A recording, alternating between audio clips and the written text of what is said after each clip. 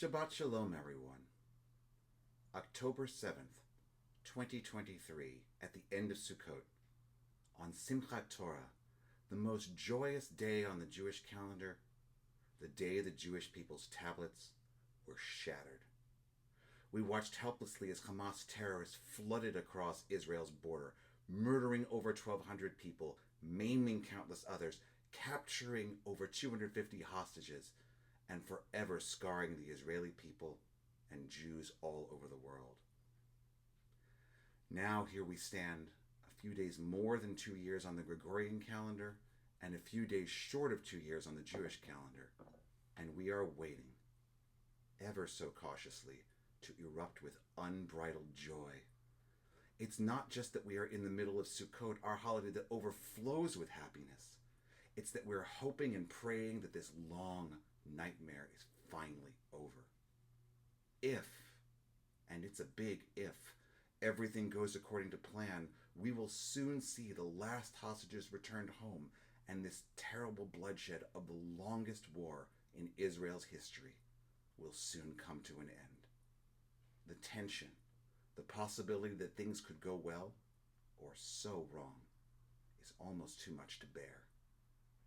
And through it all, our tablets are still shattered. We are still shattered. That sense of feeling shattered makes this Shabbat's Torah portion so appropriate. In the midst of the abundant joy we feel in Sukkot, we read the story of Moses and one of his greatest disappointments, the shattering of the tablets. You may remember that Moses goes up to Mount Sinai and waits there for 40 days and nights for God to give him the 10 Commandments and the Torah.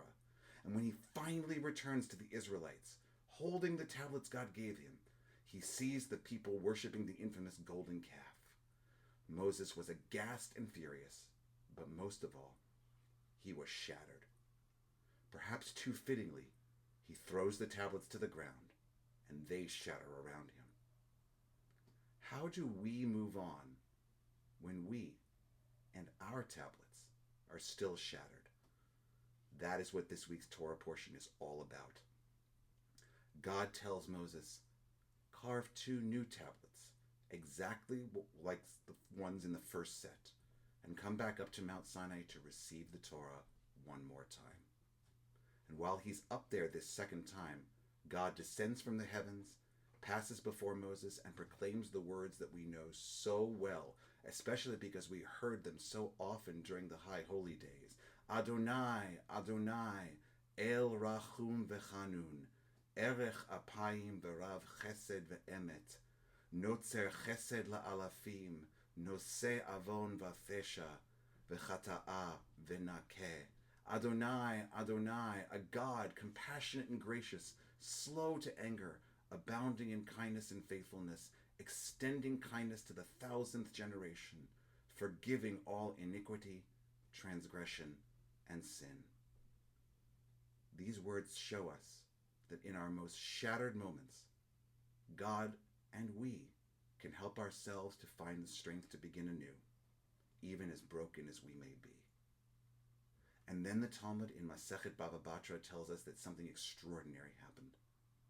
Moses came down the mountain carrying both the new and pristine second set of tablets and the shattered first set.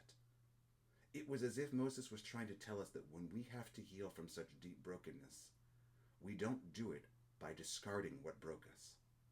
We still carry those shards and those fragments with us as we start over again. When this war does end and the hostages do come home, and God willing, that day will be very, very soon, we will all need to find a new way forward in the more difficult post-October 7th world that we're living in. And there are no easy answers, but the words of this week's portion do serve as an excellent guide for us. Remember both the new world, the pristine tablets, the ones of possibilities that lie before us, but don't forget the brokenness, the shattered tablets that brought us to where we are. Carry it all with us, and then let's all try to create a world that can hold it all, the dark depths of pain that war brings, and God willing, the ecstatic joy when it is over. Moadim L'Simcha, and Shabbat Shalom.